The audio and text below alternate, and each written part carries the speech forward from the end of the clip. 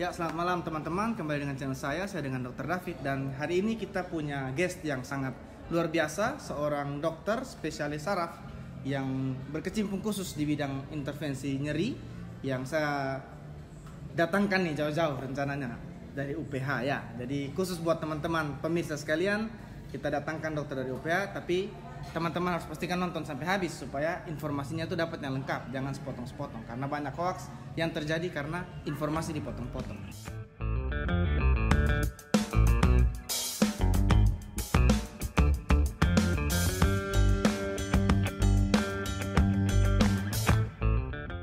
Ya, hari ini kita akan membahas informasi yang mungkin kita sering ketemu, kita sering dengar teman-teman kita, tetangga kita omong, tapi masih dipertanyakan gitu. Kita akan bicara soal saraf kejepit ya. Tapi sebelum kita bicara, kalau tidak kenal kan tidak sayang. Jadi biar kita kenalan dulu sama narasumber kita nih. Ayo Dr. Yusak bisa memperkenalkan diri dulu. Saya Yusak Sihaan. Saya bekerja di Fakultas Kedokteran UPH dan Rumah Sakit Siloam Lipo Karawaci, Tangerang. Ya dok, jadi dok, hari ini kita mau bicara soal saraf kejepit nih dok. Soalnya di puskesmas, di rumah sakit itu banyak pasien yang datang, itu tiba-tiba datang sudah langsung tahu kalau dia saraf kejepit dok. Nah itu sebenarnya saraf kejepit ini apa sih dok? Jadi sebenarnya gini, orang awam menyebutnya saraf kejepit ya. Sebenarnya itu bukan saraf kejepit, tetapi ada penekanan pada saraf di tulang belakang yang menyebabkan nyeri sampai ke kaki.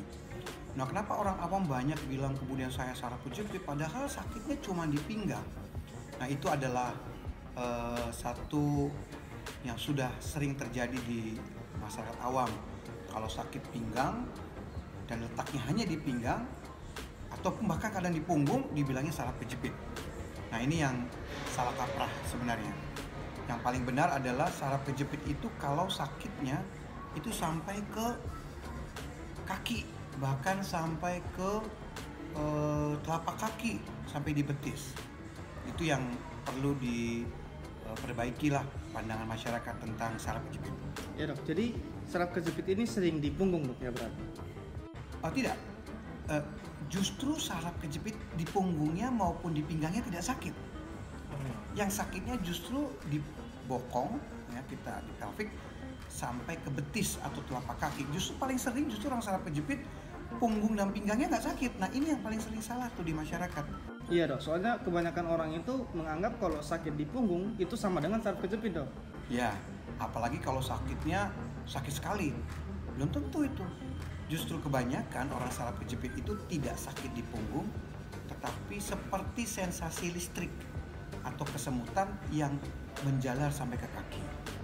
Berarti itu salah satu yang membedakan ya dok dari gambaran nyerinya berarti dok. Iya. Kalau dia kayak kesetrum begitu, itu lebih cenderung ke saraf kejepit. Betul. Jadi ada tiga sebenarnya kan. Pertama sakit seperti tajam. Kedua seperti kesemutan. Dan ketiga merasa baal. Nah itu biasanya tuh. Tapi ketiga-tiganya itu seperti kabel yang berjalan mulai dari bokong gitu sampai ke kaki kalau yang saraf kejepitnya di pinggang. Kalau penyebab saraf kejepitnya di leher, maka keluhannya justru biasanya dari lengan sampai ke jari-jari di tangan. Berarti tidak melulu di punggung ya dok, bisa di leher, bisa juga sarafnya kejepit. 90% justru tidak di punggung. Nah, lebih banyak, yang paling banyak di mana dok? Yang paling banyak tuh tentu saja di bokong ke kaki ya. Baru kemudian dari lengan sampai ke jari-jari tangan. Berarti tapi juga harus perlu dipertimbangkan bahwa bukan berarti semua sakit yang dari bokong itu pasti saraf kejepit dok. Ya betul, itu bukan juga. Makanya begini, makanya kalau ada orang dicurigai saraf kejepit, yang paling penting adalah pemeriksaan imaging. Ya, yang paling sering kita lakukan adalah MRI. Ini sabar dok, saya potong dok. Berarti ini yang membuat penting bahwa kalau ada nyeri sebenarnya jadi pertanyaan nih, perlu nggak sih ke dokter kalau ada nyeri punggung? Ya jelas, kalau misalnya nyerinya ke punggung, dia hanya di punggung, ya tidak menjalar, tidak perlu. Bisa saja dengan obat-obat dulu, misalnya paracetamol, atau kemudian tidurnya diperbaiki, ya kan? Tapi kalau misalnya sakitnya itu sampai ke kaki, perlu dipertimbangkan untuk datang ke dokter. Berarti salah satu tanda bahayanya itu ketika sakitnya jalan ke kaki gitu. Betul. Ada nggak dok tanda-tanda bahaya lainnya ketika menjadi alarm buat orang ketika ada begini berarti ini sudah harus ke dokter nih? Biasanya disertai dengan pencetus. Misalnya begini, kalau dia batuk, batuknya kuat. Nah itu kemudian waktu dia batuk dia merasa seperti ada sakit ke kaki. Nah itu biasanya saraf kejepit misalnya gitu.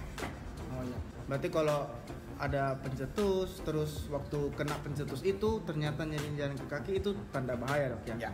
Oh, seperti itu berarti sudah harus segera ke dokter. Ya. Nah kira-kira dok, ada beberapa teman saya, pasien saya itu dok, mau disuruh ke dokter itu takut dok. Mereka bilang kalau ke dokter nanti saraf kejepitnya dioperasi dok. Nah itu bagaimana dok? Ya itu anggapan yang salah. Orang saraf kejepit itu kalau sudah dipastikan memang ada saraf kejepit, pengobatannya tidak serta-merta operasi. Jadi sebenarnya dasar dari kenapa orang sakit nyeri itu pada saraf kejepit adalah adanya suatu reaksi peradangan pada syaraf yang tertekan oleh bantal itu. Bantal tulang belakang kita sebutnya diskus. Nah, peradangan itu yang diobatin. Kita bisa makan dengan obat-obat anti radang dulu. Lalu kalau tidak membaik dengan anti radang, ada treatment berikutnya. Misalnya nyerinya bantalnya diinjeksi sarafnya dengan menggunakan alat namanya C-arm gitu. Bila itu tidak membaik juga, ya baru dipertimbangkan menggunakan operasi. Berarti sebenarnya banyak ya dok modalitas terapinya, pilihan terapinya itu banyak dok. Bukan cuma melulu datang pasti operasi, datang pasti operasi. Ya itu yang membuat orang takut ya. Padahal sebenarnya nggak harus operasi. Bahkan banyak pasien yang hanya dengan obat-obatan anti radang dan berenang saja itu sudah hilang sakitnya. Kalau di waktu dokter praktek dok, lebih banyak yang memang harus operasi atau lebih banyak yang bisa membaik dengan obat saja? Di seluruh dunia sebenarnya rata-rata yang operasi itu sekitar 20% saja, 10-20% aja. Sekarang apalagi dengan sudah ada teknik intervensi, itu angka kebutuhan untuk lakukan operasi lebih sedikit. Itu ada teknik intervensi nanti di video-video berikutnya ya. Tapi ingat ya buat teman-teman, tidak semua saraf kejepit itu dioperasi. Jadi ini kalau dokternya udah ngomong gitu, jangan jadi dokter sendiri terus menyimpulkan bahwa semua harus dioperasi gitu. Nanti justru yang sakit malah takut mau ke dokter, padahal nggak mau dioperasi nih, tapi udah punya pemikiran bahwa dia mau dioperasi. Ya, oke dok. Kalau gitu, kalau nih dok, misalnya seandainya dioperasi, ada yang di luar sana itu ada orang berpikiran bahwa seandainya jadi dioperasi, yang 20% itu dia pasti lumpuh dok habis dioperasi. Itu bagaimana dok? Ya, yang mau saya sampaikan pertama gini, apa sih syaratnya orang kalau dioperasi saraf kejepit? Pertama, ada istilah namanya defisit saraf. Dia kakinya sudah pincang atau rasa tebal atau nyerinya tidak hilang dengan pengobatan apapun. Nah, baru dipertimbangkan dioperasi. Nah, operasi itu pada saraf kejepit sebenarnya bukan operasi yang sangat menakutkan. Karena kalau pada lumbar, ya saraf kejepit yang di pinggang itu paling banyak. Justru yang dioperasi itu adalah bantalnya yang diambil ya. Nah, area tempat pengambilan bantal yang kejepit itu sudah tidak ada lagi batang syarafnya. Sehingga kemungkinan terjadinya lumpuh ya akibat operasi menurut saya sangat kecil. Sehingga apabila memang harus dilakukan operasi, ya, sebaiknya dilakukan operasi gitu. Karena satu ya, ancaman dia sudah pincang, kedua yang sakitnya sudah sangat hebat, atau yang ketiga kakinya sudah rasa tebal. Nah, perlu dipertimbangkan. Nggak usah khawatir bahwa dokter mau operasi akan lumpuh. Dokter pasti akan berusaha sebisa mungkin menghindari efek samping dari operasi. Berarti pasti sudah banyak persiapan dulu dok, sebelum operasi ya dok? Ya.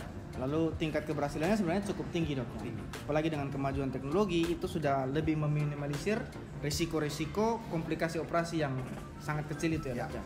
Nah kemudian kalau misalnya dia itu kan yang dioperasikan yang memang sudah seperti tadi ada pincangnya, kemudian ada nyeri yang tidak sembuh-sembuh sehingga dia akhirnya diputuskan untuk dioperasi dok. Nah tapi kalau misalnya ada yang berobat rawat jalan dengan obat, selain konsumsi obat dia perlu mungkin ada tindakan-tindakan di rumah yang bisa dilakukan untuk membantu atau tidak dok?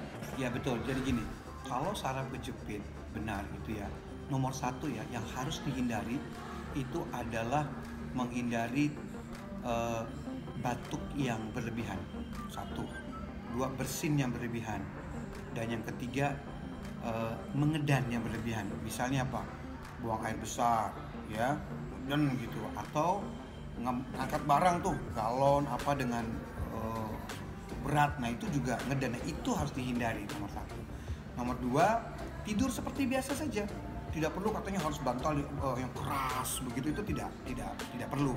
Jalan aktivitas seperti biasa, lalu kemudian makan obat-obat anti radang, biasanya akan membaik ya, dalam 3-5 hari. Kalau yang mau tidur yang keras itu mungkin memang hidupnya sudah keras, Pak. Jadi mau tidur di tempat yang keras. Kalau dia perlu tidak, Dok, pergi ke tempat-tempat fisioterapi seperti begitu, Dok?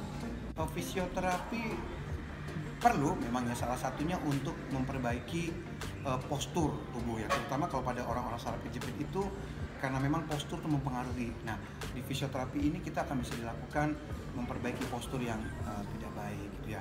Beberapa terapi juga salah satunya dengan menggunakan alat bantu di pinggang ya, supaya dia bisa dalam posisi yang senantiasa tegak gitu. Kalau dia lakukan itu, Dok, misalnya dia akhirnya di rumah dia sudah memperbaiki posisi, kemudian dia sudah tidak mengejang, kemudian dia merasa enak nih, Dok, terus dia memutuskan untuk tidak mau minum obat lagi, Dok, karena dia merasa sudah enak gitu. Iya, sebaiknya kalau obat-obatan diminum sampai tuntas, karena obat yang diberikan biasanya itu antiinflamasi, anti radang. Kalau anti radang hanya diminum cuma 1-2 kali, radangnya belum hilang, nanti dia akan kambuh lagi gitu.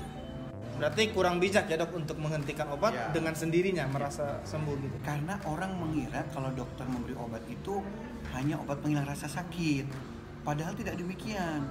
Obat yang diberikan itu tujuannya adalah menghilangkan radang yang mencetuskan rasa sakit. Nah, apabila radang itu diobati ya selama 5-7 hari, maka akan mengurangi radangnya dan sakitnya akan hilang otomatis. Jadi jangan menganggap bahwa setiap dokter memberi obat itu adalah painkiller atau menghilang rasa sakit, ya kan? Tujuan utamanya sebenarnya menghilangkan penyebab daripada sakitnya. Nah, ini kita belajar lagi ya, teman-teman. Banyak orang itu katanya, nanti ke dokter juga paling dikasih anti nyeri. Ya, jadi dokter itu bukan cuma mengobati nyerinya, tapi penyebab nyerinya itu diobati sehingga tidak terulang-ulang lagi gitu nyerinya. Ya, mungkin dokter punya saran-saran kata-kata begitu terkait saraf kejepit ini untuk masyarakat pemirsa kita, Dok? Ya, 3 hal. 1, setiap sakit pinggang belum tentu saraf kejepit. Saraf kejepit itu biasanya sakitnya adalah penjalanan dari pinggang atau dari bokong ke kaki. Bila ada gejala seperti itu, dipertimbangkan untuk berobat ke dokter. Yang kedua, bahwa tidak semua pengobatan saraf kejepit itu harus dioperasi. Operasi dilakukan bila ada 3 faktor. 1, sakit yang hebat sama sekali tidak bisa diobati. Kedua, ada gangguan fungsi saraf, misalnya sudah pincang atau rasa baal. Dan ketiga, bila memang obat-obat yang sudah diminum itu tidak berguna lagi atau sudah bisa menyembuhkan lagi. Nah, yang ketiga, bila memang harus operasi, jangan khawatir. Operasi itu tidak selalu menyebabkan efek samping yang berat. Dokter pasti berusaha sedemikian rupa supaya efek daripada operasi itu bisa dihindari. Jadi itu 3 poin penting yang saya berikan. Hari ini kita belajar tentang saraf kejepit. Kalau teman-teman suka dengan konten-konten seperti ini, berikan tanda jempolnya. Jangan lupa dukung channel ini dengan subscribe dan nyalakan bunyi loncengnya. Jangan lupa juga tunggu video berikutnya tentang intervensi nyeri. Sampai jumpa, salam sehat.